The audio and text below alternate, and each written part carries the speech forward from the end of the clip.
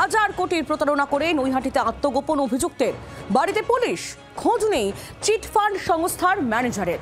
ঘটনা প্রকাশ্যে আসতে সরগরম ব্যারাকপুরের রাজনীতি, যুযুধান তৃণমূল বিজেপি।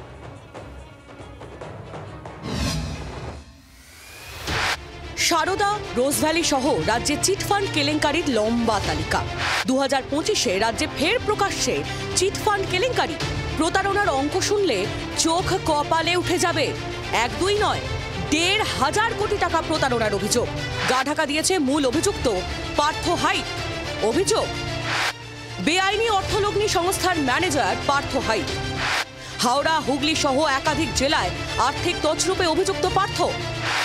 1500 কোটিতে পৌঁছেছে প্রতারণার অঙ্ক। পাওনাদারদের তাগাদায় উলুবেড়িয়ার বাড়ি ছাড়েন পার্থ। গত 4 মাস ধরে নৈহাটির গড়ফায় ভাড়া বাড়িতে আত্মগোপন করছিলেন অভিযুক্ত। আর্থিক তছরূপের কথা স্বীকার করে নিয়েছেন অভিযুক্তের মা। বলছিল তো 10-15 কোটি টাকার মতো ওদের সব ব্যাপার আছে। আমি ওদের দিকে বললাম যে তোরা দেখ, একটা ব্যবসা বাণিজ্য করে ভালো করে শোধ করে দে মানুষ। ঘটনা প্রকাশ্যে আসতেই শুরু রাজনৈতিক তরজা। নৈহাটি হলো সেফ প্যাসেজ। চিটফান্ড হচ্ছে ওখানে, এখানে শেল্টার নিয়েছে, এখানে শেল্টার নিয়ে টাকা নেবে। এই পার্থ ভৌমিক সনাতরা এরা টাকা তুলে এখান থেকে, এদের থেকে।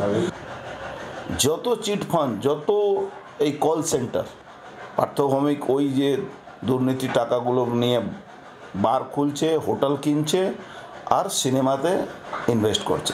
থানাকে পরিষ্কার ভাষায় বলি, 1 টাকা হোক আর 1500 কোটি টাকা হোক, কোনো জালিয়াতির সাথে যারা জড়িত আছে কোনোভাবে ছাড়া যাবে না।